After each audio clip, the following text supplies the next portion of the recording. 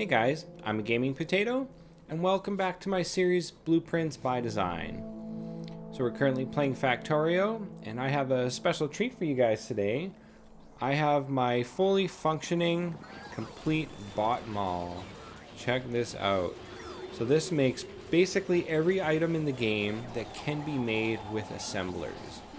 So there are a couple items it can't make, like nuclear fuel, for example, as those are made in a centrifuge. And there are a couple items that are made in chemical labs as well. But this is basically every item that you could make in assemblers. Notice we even have atomic bombs here. Check that out. We got 10 atomic bombs just sitting there. We also have full tier 3 modules. Although granted, they aren't being made very quickly. But of course, that's what we have this stack here for. This is where we're actually making, the majority of our modules. And we have this full network here to actually support that. But I figured I may as well put them in here. It'll make some of each. Let's see, what do we got in here for tier 3? Yeah, we got 6 in there, so it's not very many. But, its main purpose is to craft everything. You can see here we have some uranium ammo as well. Lots of different artillery, missiles, all kinds of weapons and stuff in here as well. We even have artillery cannons. So we got 40 artillery cannons. And then down here, I set a bunch of provider chests. So for the purpose of just testing it, I do have infinite chests here that are just bringing in, infinite resources. But you could belt in whatever you want. You can see I belted in steel here. You could belt in whatever materials you want to be available to the network here to support building this. So of course, you'd probably want to bring in copper and iron. And anything else you think you might need to get this system running. I do have quite a few gear machines.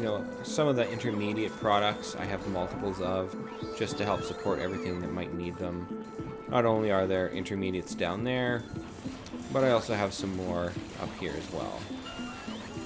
And then any recipes that require liquids, I've left those liquid recipes at the top here so that there is room to bring in pipes. You can see I just have infinity pipes here, piping in some stuff just to make sure everything's running smooth. So you can bring in stuff to pipe everything in here. You also have sulfuric acid for some blue circuits. But again, a lot of the stuff you'd probably end up belting. Most of your, green and red circuits, you'd probably belt those in here. But I did figure I would include a couple of them anyways, just so that everything can kind of be running at all time with just basic materials. So this is a pretty nice setup.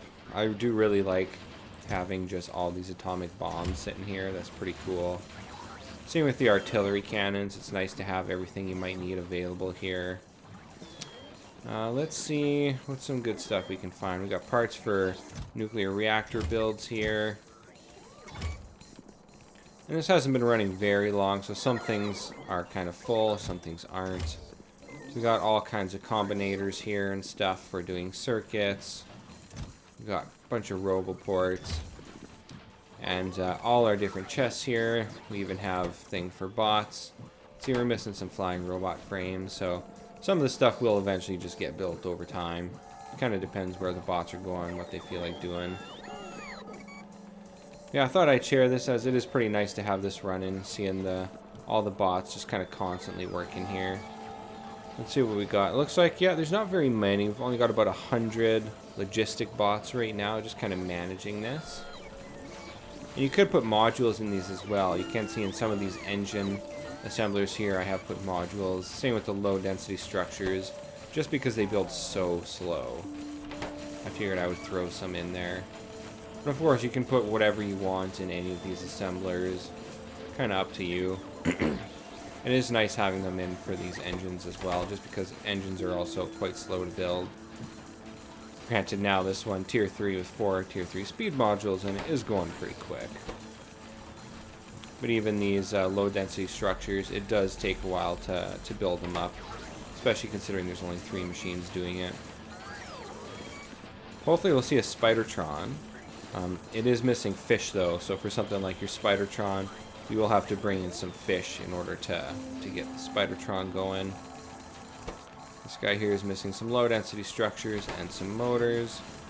We do have low density structures being built.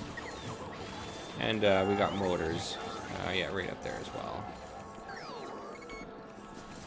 Yeah, this is a pretty nice build, and it'll just keep going and going as you're playing. You can also add as many chests here for whatever resources you think you might want to bring in. I just chose some random stuff here just to try to get as much building as possible. But this could probably use a couple more belts of stuff coming in. Certain materials, maybe like copper and iron. Not using too much steel, which is nice. And then I've also, over here, I have black science, or military science. So military science was quite complex to get going. I tried a few different layouts, but they always kind of had a little bit of a hiccup. So I actually ended up following a few guides that I found for building something like this, just to kind of get an idea for what might work. Some of the other sciences, you know, there are quite a few different ways you can get it to work. But with black science, due to the space limitations, because of these beacons, how we want to keep everything within this beacon coverage, it is quite tricky to get it all in there. But we do have a blueprint here that works, and this is also doing 22.5 science per minute. So if we grab this here, you can see 22.54 items science per second, giving us a total of 1350 per minute. So yeah, this one took quite a while to kind of figure out before I ended up finding a couple guides and figuring out something that would work. But it's pretty good. It's got simple inputs as well, so we can kind of you could train in inputs for this as well if you wanted. And then the output is pretty simple. We just merge onto a single belt here for our half blue belt of science. So it's a pretty simple design. It would also be easy to just plop 2 of these beside each other. That would give you a full blue belt of science, which would be 2,700 science per minute, which is quite a lot. I'm comfortable sticking with just half a blue belt of science for this. So yeah, that's what I've got for today's episode. I am really liking this mall. I will have these 2 blueprints updated in my library for my blueprint book. And I have updated my blueprint book on the blueprint sites that you'll find in the description of this YouTube video. I try to keep them as up to date as I can. And so yeah, you will be able to find these in there. Well, that's all I have for you today. If you enjoy my content, please like, comment, and subscribe. And I'll have more for you soon. Alright, thanks. Bye.